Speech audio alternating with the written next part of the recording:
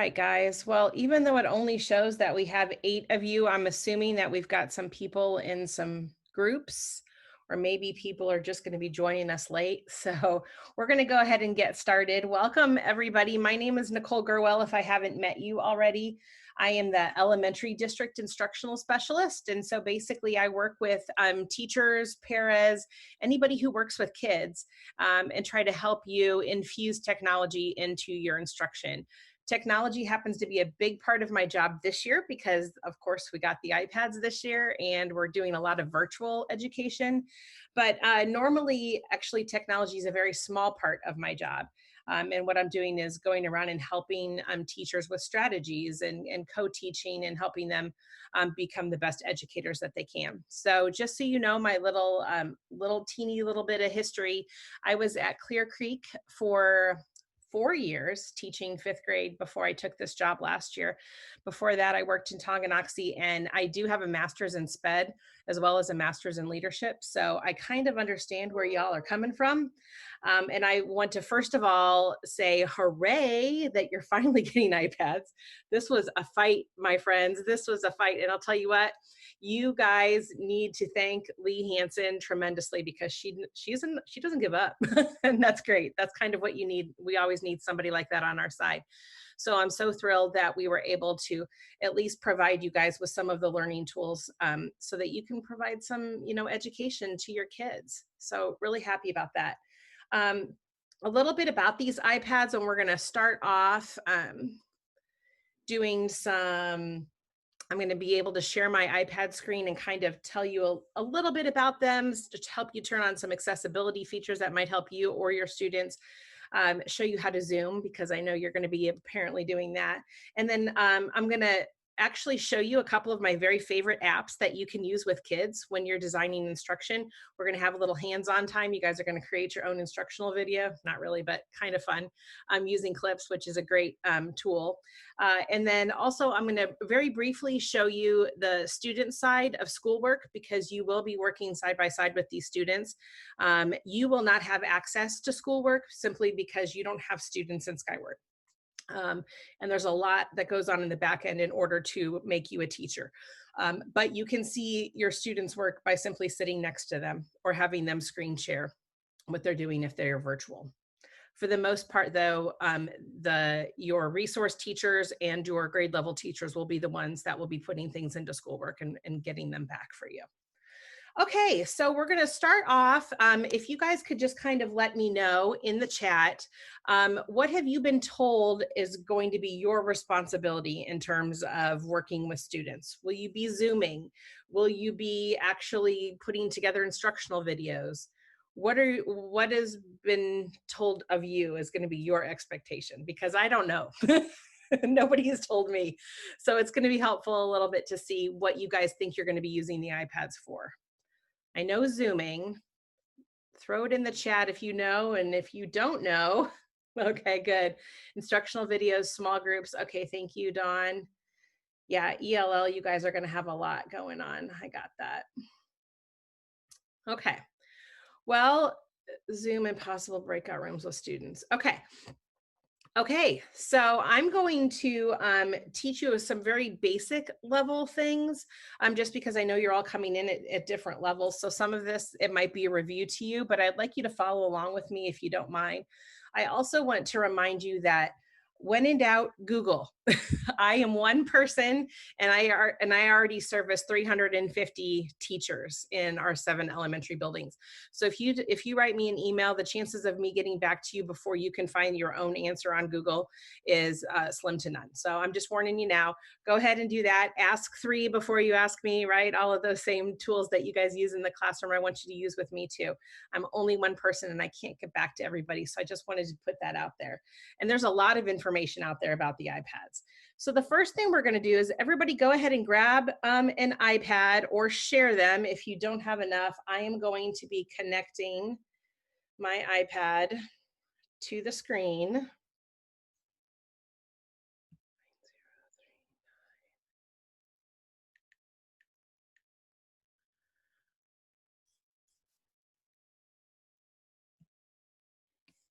Can you give me a thumbs up if you can see my iPad on the screen? Thank you, Dawn. Thank you, Megan. Thanks, Adam. Okay. All right, friends. So, a lot of people ask, how do you share your iPad through your screen? Well, I have a special little app that I purchased myself called Reflector. I don't anticipate you guys ever needing anything like this, but there are ways that you can hook up your iPad in Zoom. So, I can show you that later too. So, if you have access to a laptop and you want to share your iPad on Zoom, you can do that as well. But really, when you are use anything you could do on a laptop, you can do on an iPad nowadays. In fact, you can do more on the iPads. So that's why we decided to go with them for students. So the first thing I want you guys to know about these iPads is that these are shared iPads. So they don't belong to you in particular. They belong because we don't have one per person, is my understanding. So there are some things where you're going to have to log in and log out of in order to have access to, but we're going to go ahead and look at some settings that you can set for anybody who uses it. So what I want you to do is I want you to go down here and I want you to click on the gear, and then you're going to open up the settings. So if your very first page, you're going to go down here to general, and we're going to look at just a couple of quick things. First of all, if you click next to software update, the little arrow, it's going to check to see if you need a software update. Now, these are usually pushed out overnight from a wonderful, magical place somewhere other than us. And it's great. The whole idea is that it's just supposed to automatically update. Well, if the iPad is not turned on, if it is not charging, then it won't update. So sometimes you might have to come in and say, oh, wow, I'm just going to check this every week and see if there's a software update, and you're going to go ahead and do it. Right now, mine is up to date. If you have one to run, don't do it now because it usually takes a while, but remember to go back and do it when we're all finished with today. So then I'm going to go ahead and tap the arrow to get back to other general settings. Um, AirDrop is going to be super important for you guys because you're going to want to be able to work on something and be able to get it to a kiddo's iPad or receive something from their iPad via AirDrop, which is the easiest way to do that. So I want you to go ahead and click on the arrow next to AirDrop and make sure that everyone is checked. If you have receiving off, you cannot get anything from anybody else. If you have contacts only, it's only people who are set up in your contacts. You won't have any contacts, so you might as well just have it off. So I want you to make sure that you've got that blue check mark by everyone. Then let's go back in general. Let's go back and look at some other things that we can do in here. You can, if you want to change the keyboard, if you want to change your fonts, things like that, you can definitely do that at a later time. Let's go down to Control Center. Control Center, you guys, you are going to use this more than you ever imagined. So Control Center is this really easy thing. If you take one finger, so the iPad just wants to see one finger, and you're going to swipe from the upper right down, and then this is going to pop up. That is your control center. So these are all things that you want to have at quick, easy access. So for instance, Wi-Fi is going to be on there. You want to make sure your Wi-Fi is turned on. This is where you see my name that shows that I'm mirroring my screen right now. I absolutely love having my alarms on here so I can set it, or the timer for kids. Let's say you're giving them a timed test, you can just pull down on the control center, hit the timer right away, and it'll start timing. So another thing that I love to have on here is the camera app, and most importantly, this little thing. This will allow you to record your screen. So what we're going to do is we're going to go back and we're going to set up your control center so it looks exactly like you want it. So we're back here in settings under control center. And I want you to click that arrow to the right of customize controls. And all of these different options are going to pop up. So you get to choose what you want to have included and then things you're not ready to have included right now. So for instance, up top, some things are just going to exist, like the music, you can't get rid of it. Some things Apple just goes ahead and they put on there. But then you do get to customize these. So I love the timer. So if it is not part of your include, you're going to go down to where you see the green pluses and you're going to hit the green plus, and you will notice it will come up to the included part. So the one that you may not automatically have is going to be screen recording. And we want to make sure that that's on your control center. So go ahead and go down, look for screen recording down here. And then you are going to hit the little plus right next to it, and it's going to put it at the top. So again, if you would like alarm up there, you can add alarm. If you want stopwatch, that might be helpful.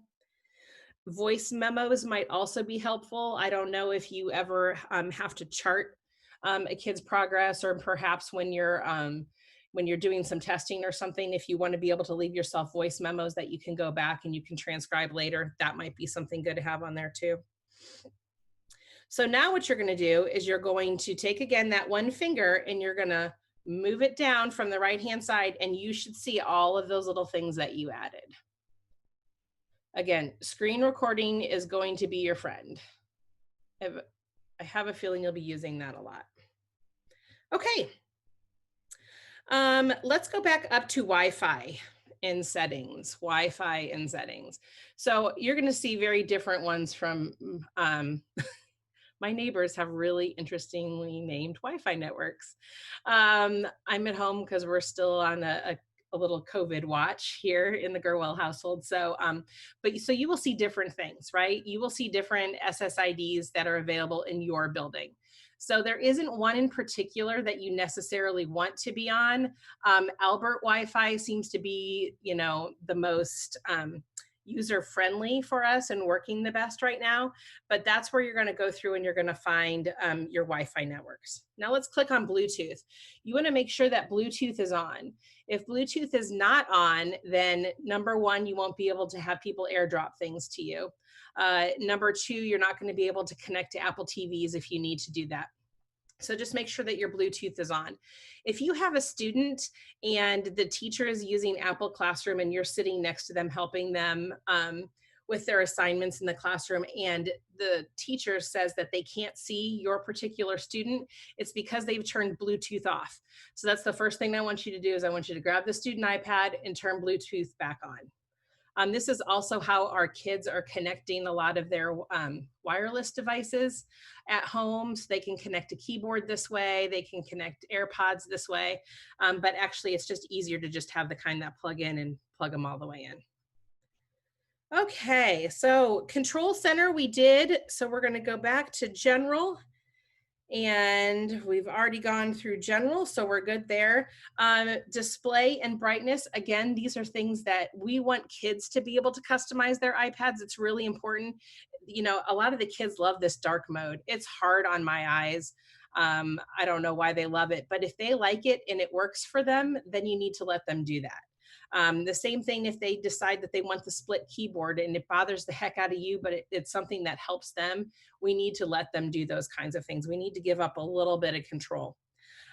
For our kids who are having some issues with their eyesight, this under display and brightness, you can help them on their iPads by changing the text size.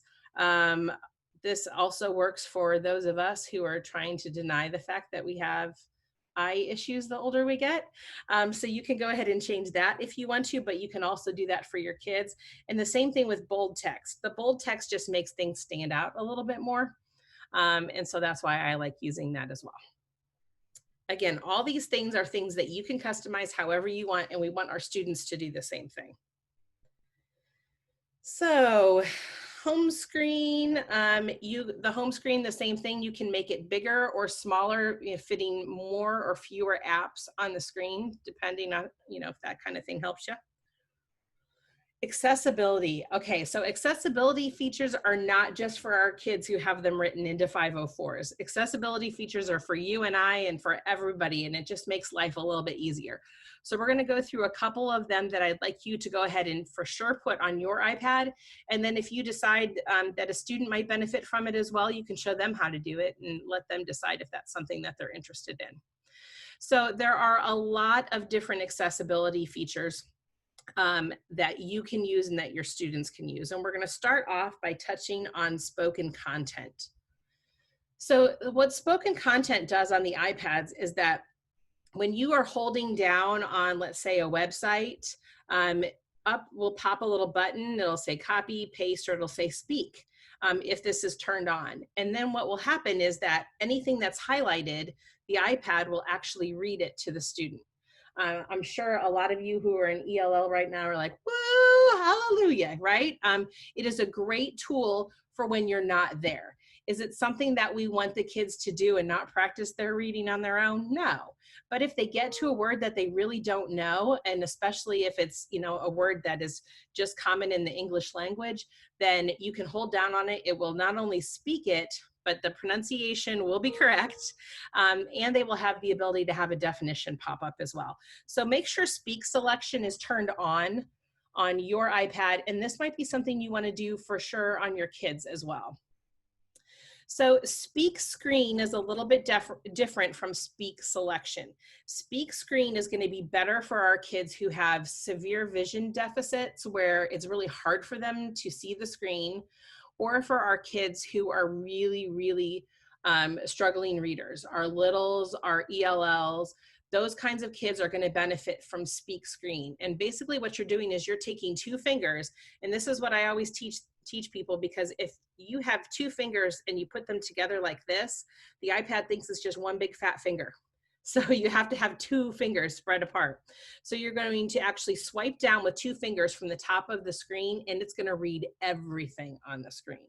So I don't automatically turn on speak screen, just because I think speak selection is a little bit better, because it still encourages our kids to do some of the reading on their own, but helps them out when they need some help. However, if you have those real struggling readers or the kids with vision issues where they can't read, then that is a good thing to go ahead and turn on for your students. Highlight content. This is something else I'd like you to click from off, and I'd like you to turn it on. And the reason that I say this is because when the iPad is speaking, what it's going to do is it's going to highlight the word it's reading. So that's just an extra visual reinforcement for our kids that, oh, that is what's being read to me. So you can choose how you want that to look. Do you want it to highlight words? Do you want it to highlight the sentences, or the words in the sentences? I usually go ahead and click on words and sentences. If you just clicked word, it looks like it's flashing across the screen because it's reading quicker, right? So I like it to be the words and the sentences. You can change the colors if you want to, the background color, all those fun things that don't necessarily help the kids, but they're fun too. So let's go back and let's press spoken content and go back. So now you have some great spoken content features. We're going to go a couple of quick things here in spoken content. So next to voices, go ahead and click on that arrow. So as you can see, we've got lots of different languages that are able to be spoken. Sometimes it's easier if for our kids to hear something in their native language, or to see something in their native language and then be able to turn it back into English, which is something that you can do here. But you're going to want to make sure that you have, for the most part, you have chosen English. So go ahead and select English, and then you will see all of the voices that you can choose from.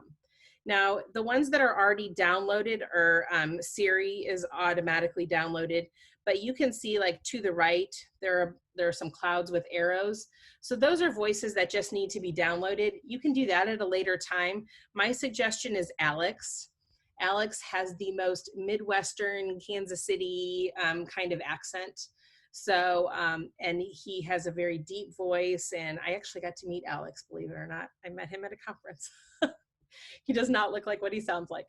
But anyway, that might be a voice you would want to, go ahead and download. Siri sounds a little computer-ish. Okay, so let's click back on voices to go back to spoken content. Now here's another thing that's going to help your kiddos, especially those ELL kids. See the speaking rate down here? So you can just right here. Speak selection, read selected content. So you can hear it's going to tell you, okay, this is the voice it's using and this is the speed. If you want to slow it down, just move it to the left. Speak selection, read selected content. That might be a little slow, right? So you're going to want to play around with that and kind of find whatever makes you happy. Speak selection, read selected content. So that might be good for kiddos. Speak selection, read selected content. Okay. So any questions so far about these accessibility features with spoken content or anything like that? You can take yourselves off mute. There aren't many of you, so if you have questions, you can do that. No questions? Okay, so let's go back to accessibility. We just did spoken content. So now we're going to be doing touch. So go ahead and click on touch for me. So this little tool that you see me moving around and using as a pointer is going to be super effective for you when you are doing Zoom calls with students and doing instruction. This is not a feature that's normally turned on, and it's called assistive touch. So I want you to go in next to assistive touch, click the arrow and make sure it's on. And then when you do that, not only does it work as a pointer, but it also can actually, you can control some actions that it does. So going down here, you see where it says single tap. So next to single tap, I want you to go ahead and hit that arrow. I turn that into a screenshot because I want to take lots of screenshots of my students' work and I want to be able to do it quickly or take really quick pictures of things I'm doing. So I'm going to scroll down and I'm going to make sure that screenshot is selected. Now, if you want to go back onto assistive touch, now on double tap, you can choose something else. There's really nothing else in here that I like to choose. You could choose the control center because it's a little bit easier to double tap on that than it is to use that one finger to come down. So you could do that if you want to, but these are all different things that this little pointer here can do for you. So now what I want you to do is I want you to actually take a finger and I want you to tap on the pointer and it should show up as a screenshot in the bottom if you've set that up to be your screenshot. So now I'm going to double tap and let's see if my control center popped up. There we go. So just little easy shortcuts to help you, but you will more than anything now, you guys, you're going to use this as a pointer to get the kids' attention and show them what part of the screen you want them to be on. So that is a for sure thing you want and something you definitely want to add to your students' iPads when you start meeting with them. Any questions about assistive touch? Okay. So there are some other things as you go down here. Touch ID and passcode, we have turned those off on all student iPads and teacher iPads. The main reason being why is because then students have found that they can lock themselves out and then, oops, all of a sudden I can't do anything on my iPad. So, and Apple has to reset those. So we've decided not to turn those on. You can also, if your school is fortunate enough that you have enough iPads that you have one for each para, then you can go ahead here and mail and you can set up your email account if you would like to. You could sign into iCloud if you wanted to, but if you're sharing these things, you don't want to do those because then other people will have access to all of your things. One important thing to note, messages and FaceTime are both turned off on the iPads for students and for teachers. So just wanted you guys to know that if you're trying to FaceTime with someone instead of Zooming, you're not going to be able to. And if you're trying to send them a quick message, you're not going to be able to do that as well. Let's go ahead and click on Safari. One of the problems we've been having is that pop-ups have been blocked. So if you are using Number Worlds, for instance, with some kiddos, we're going to have to take them to the website. And when you try to open up a worksheet or something in Number Worlds, let's say you're starting level C, and you go to open that up, that the iPad sees that as a pop-up. So you actually want to not have where it says block pop-ups. You want to make sure that's not enabled, so you don't see the green on that. Otherwise, those pop-ups won't pop up. And that's not something we necessarily want. Okay, let's see if we've got anything else. Like I said, you can keep going down here. You can find all sorts of, you have different settings for the different apps you have on here. If your kids are having a hard time, let's say they can't see some things in schoolwork or the things haven't downloaded, the first thing we're having teachers do is to just go ahead and click on schoolwork in their settings. And make sure they're on the correct version. So 2.0.1 is the version that they need to be on. If they can't mark done or they can't do some other things, it's because they're not on the most recent version. Okay, guys, so any questions about settings? Anything you want to know how to do we didn't go over? A lot of it's just playing with it. You can't break it. You really can't break it. Y'all are a quiet bunch. Okay. All right, so we're going to go to the next thing, which is how do you get apps for your iPad and how do students download apps? So if the apps have already been approved by the district, they're going to be in Manager. So for those of you who have a personal iPhone and are used to going to the App Store, that's not how you or our kids are going to get apps. So if you click on App Store, it's not going to take you anywhere. Instead, all of our stuff comes through Mosel Manager. So Mosel Manager looks like this. It's white and it has kind of like a volume kind of icon on it, and it says Manager under that. So go ahead and click on Manager. So I'm not in, and then you're going to click on self-service up here. I'm not sure exactly if your iPads are scoped as students or teachers, because teachers have different apps that students don't have. For instance, Twitter. The teachers have access to that. They have access to Teachers Pay Teachers, those kinds of things that the students don't have. So, so if there's an app that you really would like to use with your students and it's not on here, then you just go into Skyward or have your resource teacher request it through Skyward Employee Access. They'll send it to me, and if it costs some money, then they have to tell me how it's going to get paid for. But if you have a student who's having a hard time with, let's just say schoolwork, for instance, or you notice that they're on the wrong version, so you're going to have them go into Manager and you're going to have them hit this reinstall/update. And that's just going to push out the most recent version of that app. Any questions about how to get apps on the iPads? Okay.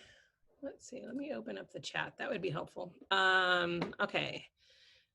Is this recorded? Yes, it is recorded, Megan. And you lost it completely. Megan, what school are you at again? And you can come off mute if you want to.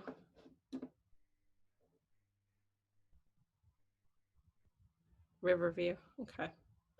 We're having some connection issues, especially, believe it or not, on C days, which is kind of funny because you have, yeah, I see you now. Okay, because you have fewer iPads in the building, but every single teacher is on a Zoom, and Zoom eats up a ton of bandwidth. So I'm not surprised, but yes, it will. Janet Hopkins is going to be sending you guys the link later for those who couldn't attend to. Okay. All right, any other questions about that part? Okay, so far you've learned a couple of cool accessibility features that you can add to your iPad or to a student.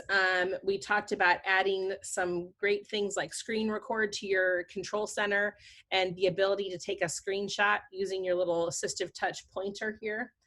We also talked about how you go through and you get some apps if you need them and how to request them if you don't see them in there.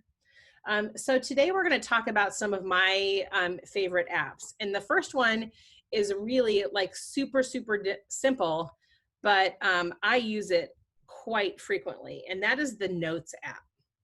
So if you don't know if you have Notes, which you probably do because it's native to the iPad, but you can take one finger and you can slide down from the middle and you'll get the search bar. And in it, you can go ahead and you could type Notes, and it's going to show you, if you have that app, it'll be under applications, and then you can just click on it there. Sometimes we start organizing our apps and then we forget where we put them, right? Especially on a student iPad, you're not familiar with where theirs is. So you just take one finger, slide down from the top in the middle, and you can type in the search bar. So the Notes app is actually just paper. But this is something that you'll use a lot when you're going through and you're making instructional videos, because it kind of works as a whiteboard too. So let me know, did you guys get crayons with your iPads? Thumbs up if you got crayons, thumbs down if we did not.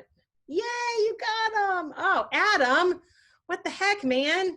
All right, so you guys need to figure that out. I would just email Julie Maurer or Brandon Riffle and just tell them, you know, ask, just say some pairs got crayons, or are we all getting them? But these little crayons, you guys, are so awesome. So you have to make sure they're charged first of all. It only takes 3 or 4 minutes to charge it for a couple of days. That's how long it holds a charge. But it charges, you just flip up this little plastic end, if you can see my screen, and it uses the same charger as the iPads do. The kids should come with this fully charged to school and from their gen ed classrooms to meeting with you. But then right below in the orange, there's the little power button. So you just want to hold down on that power button for like 3 to 4 seconds until the light is green. Now the light will go away, and that means it's still on. It will eventually go to sleep if you haven't used it for 10 minutes, but that's just to tell you that the light came on. Now if it turns on and it's red or it's blinking yellow, then it needs to be charged. But for the Notes app, I want you guys to go ahead and open up the Notes app, and then you can click in the upper right hand corner, you can tap on New Note. And so what this is going to allow you to do is you can take pictures by using here the little camera on the screen. So let's say I want to take a picture and I want to include it. I'm going to click use photo, and that picture shows up in that Notes app. So let's say you're testing a student and you want to take a picture of their work, and then you want to talk a little bit about what they're doing. So what you can do on this picture alone is you can, in the upper right hand corner, you can tap the little marker and you can change the colors if you want to. But here I'm going to go ahead and say this is the star because this is what area they've left off at in number worlds. Or you can write some data about, need to retest here. And your students have the ability to do this as well. So then when you're done, you're just going to tap done in the upper left-hand corner, and all of those annotations are still on your note. So it's really, really cool. So then if you could go ahead and take one finger, and one thing I want to caution you against with the crayon, it's not a stylus. So every time you touch the iPad, it thinks you want to draw. So I always tell students, if they wanted to move a piece of paper around on their desk, they wouldn't use their pencil to do it, right? So you're going to put your crayon down, you're going to use your finger, and you're going to move up till you see a white space. Then you're just going to push down and your cursor is going to pop up. So you can actually type text if you want to as well in this note, okay? And it keeps going on and on and on, all of the different things you can do. If I wanted to just go ahead, let's say I wanted to write some things in here. So as soon as the cursor's up there, I'm going to tap that little pencil in the circle again. And here I can take notes in here. Whoops, sorry.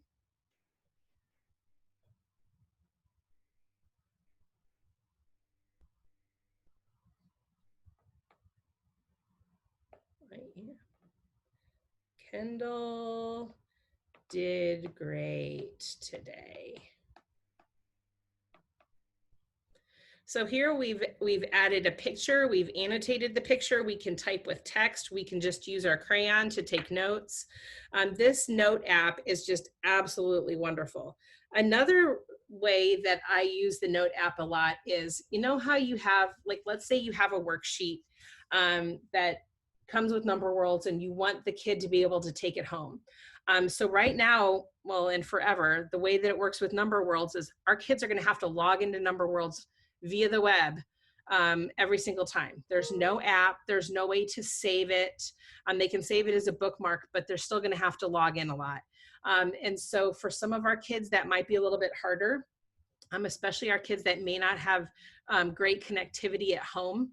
So I'm going to show you guys how to take a worksheet right now, and using the Notes app, how to turn that into a PDF that your student you can airdrop to your student and they can write on as well.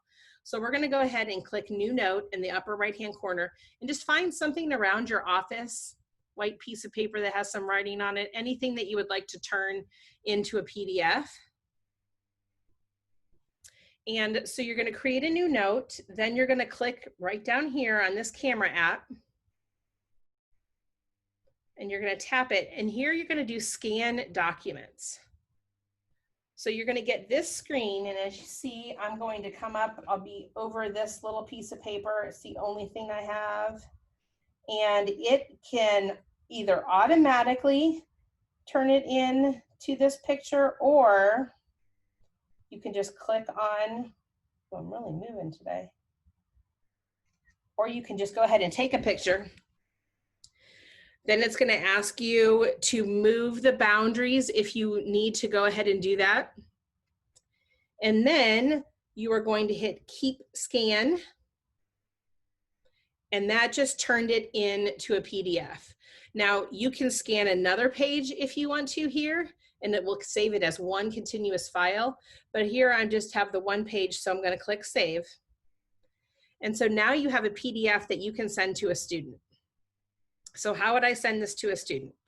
So I'm going to go ahead, I'm going to make it full size like this, and then I'm going to hit, this is called a sharrow. It's the square with an arrow in it.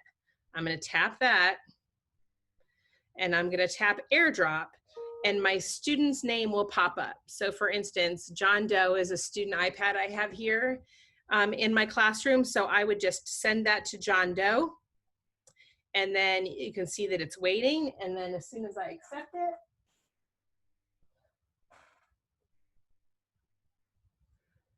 then it's going to show sent. So that's how we get that to our kids. And once our kids get it, they can write on it just like they were able to, just like you were able to in the other notes location. So as you can see, notes, really, really good, really, really useful, something that you will probably use a lot with your kids, mostly as a whiteboard. So basically you just create a new note, and then you can use this as a whiteboard. So if I was recording a lesson right now, I could just say, okay, 3 plus 2 equals how much? And so then I can change the colors, and I can say, okay, we've got 3 dots and 2 dots. So now let's go through and let's count each. 1, 2, 3, 4, 5. So 3 plus 2 equals 5. All right, so this is, a lot of people say, oh, what's your favorite whiteboard app? This is my favorite whiteboard app because it does more than just a whiteboard. You can add pictures to it, you can add audio to it, you can add videos, anything that you want to. So that's why I absolutely love the Notes app. Any questions about the Notes app?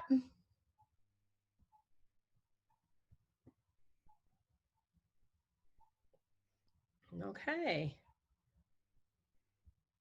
Okay, guys. All right, so another app I'm going to show you now, which I absolutely love, is Clips. Anybody can give me a thumbs up if you used Clips, maybe on your iPhone or something like that? It's a really fun little way to make some instructional videos for those of you who are doing that.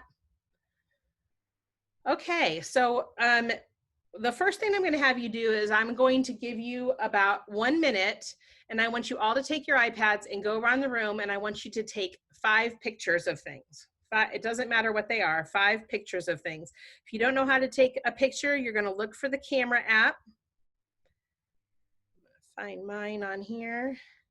So I'm going to open up the camera app, and I'm going to go around, and I'm going to take 5 pictures of things in my daughter's room. Okay, so you guys have 1 minute.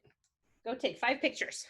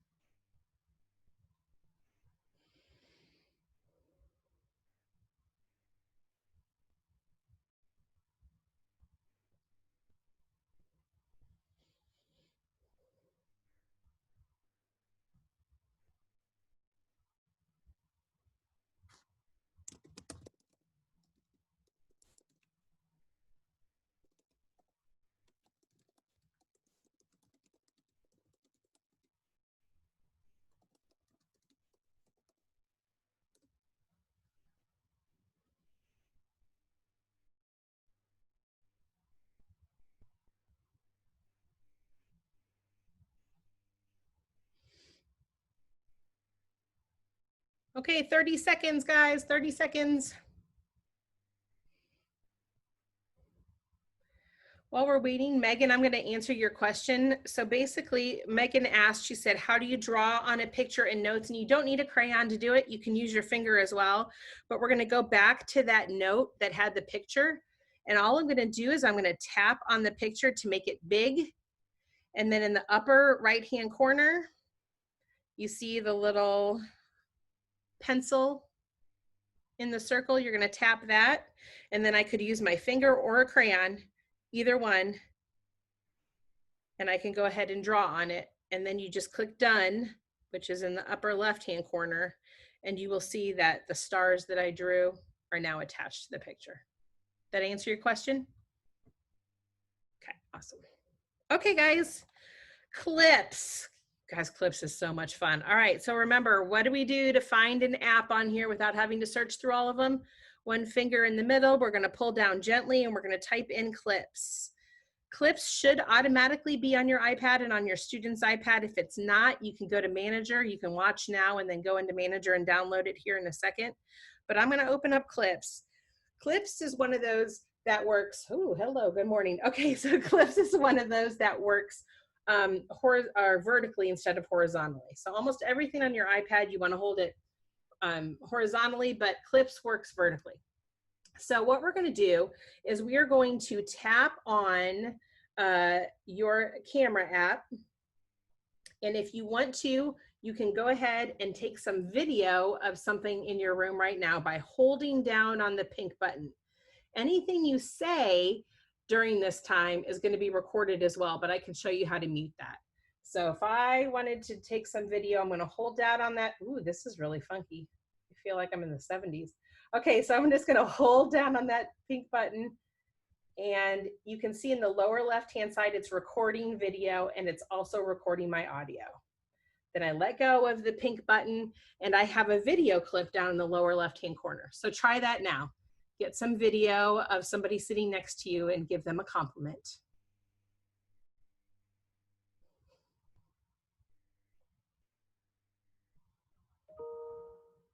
Okay, so now we're gonna add some of those pictures you just took. So now I want you to click on library and here you see a bunch of pictures that happen to be on my iPad. So here I would go ahead and I would download, tap a picture of my kiddo and I'm gonna hold down on the pink button and I'm gonna say, this is my son, Caden. He is a senior at Mill Valley. And then I'm going to let go. So go ahead and grab one of the pictures you just took, hold down that pink button and talk about that picture.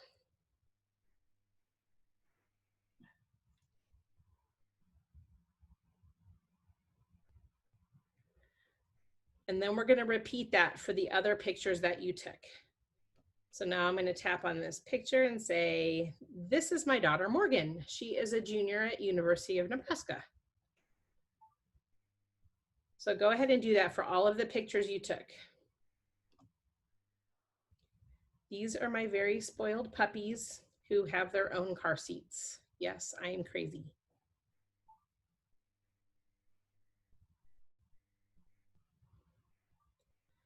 This is my husband, Owen. We have been married for 25 years.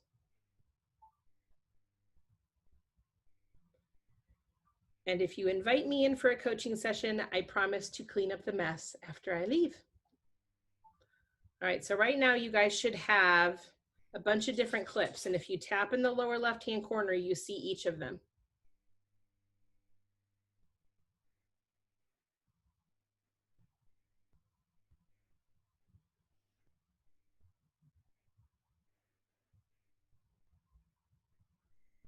I'm going to give you about 3 minutes to do this. How do we set for the one swipe down to search? Okay, Megan, you're up too high. So you just want to use so if I use the one finger and pull all the way down, I get my notification center, right? But we don't want that. So it is a swipe. I can't do it on here.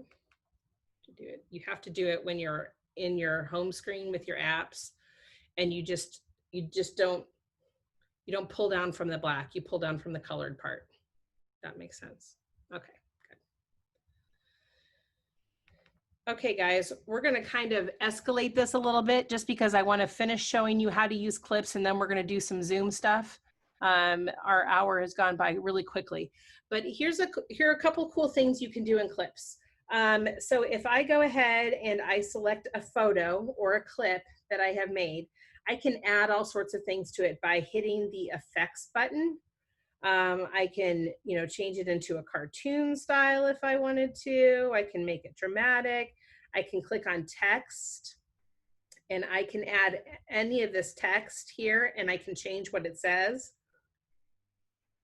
I can move it around. The kids love this, you guys.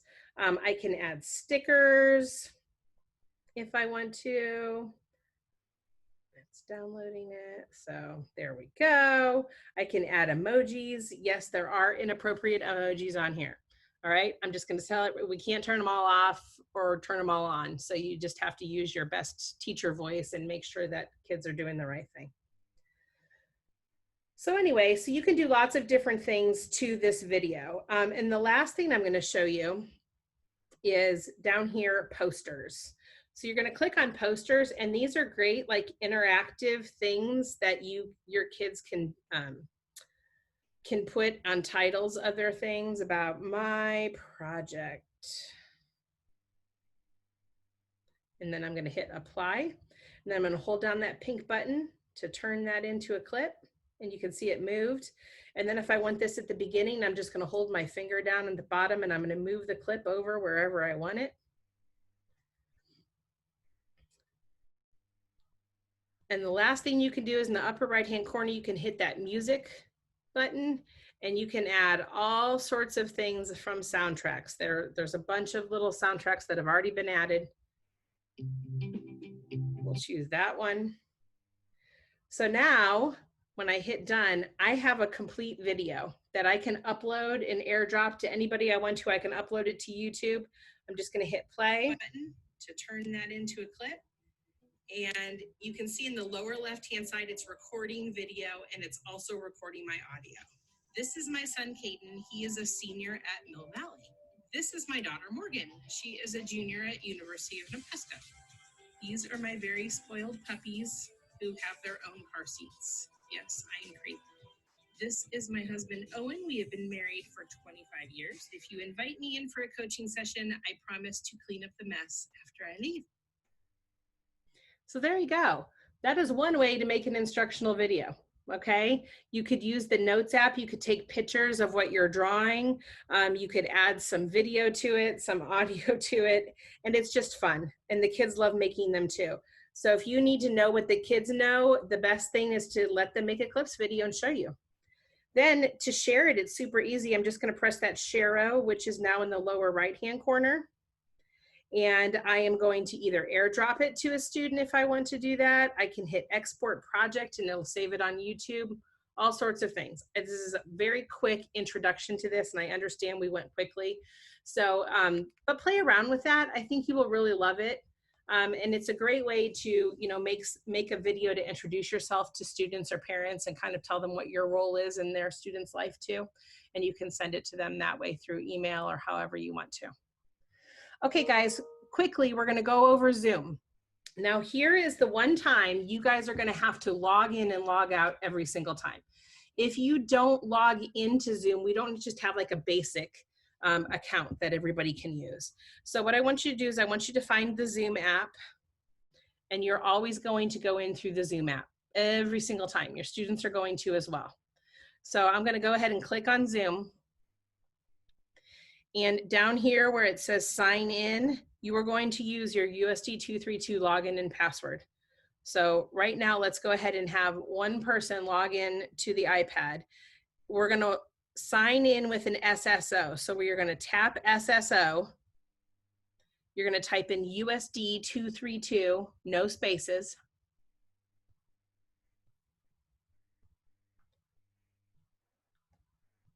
And then you're going to tap go.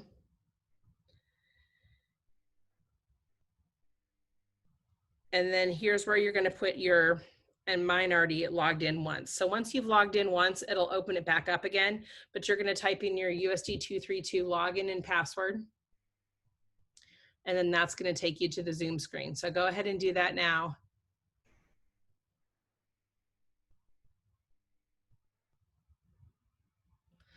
So once you're in the Zoom app, you can do lots of different things. You can join a meeting.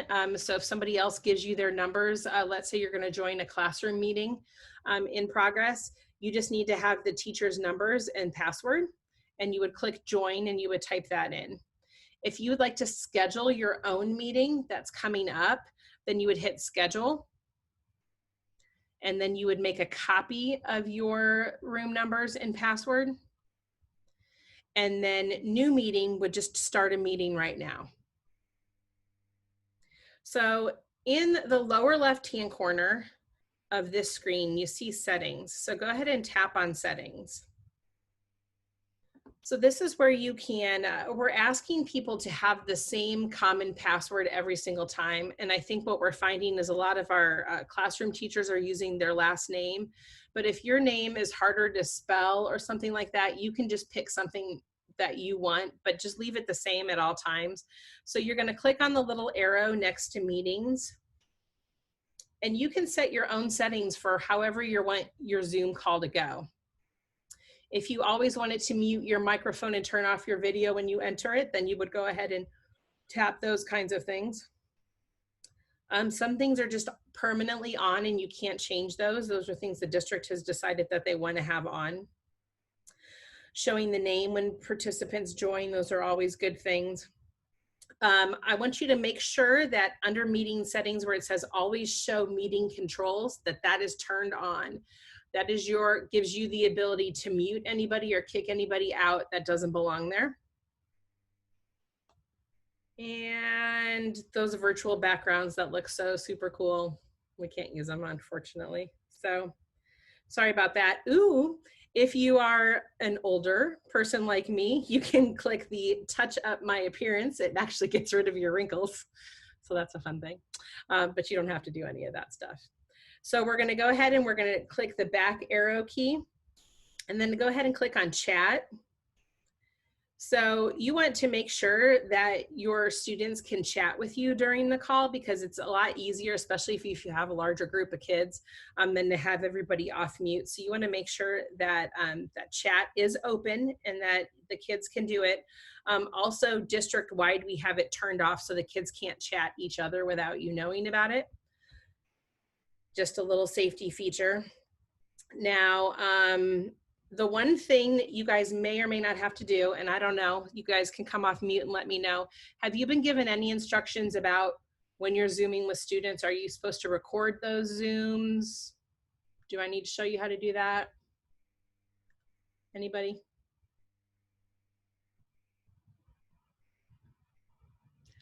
So if you don't know the answer to that, you need to find out to protect yourself before you do any Zoom calls. You need to find out what the SPED policy is or what your building policy is on recording Zooms and where to keep them.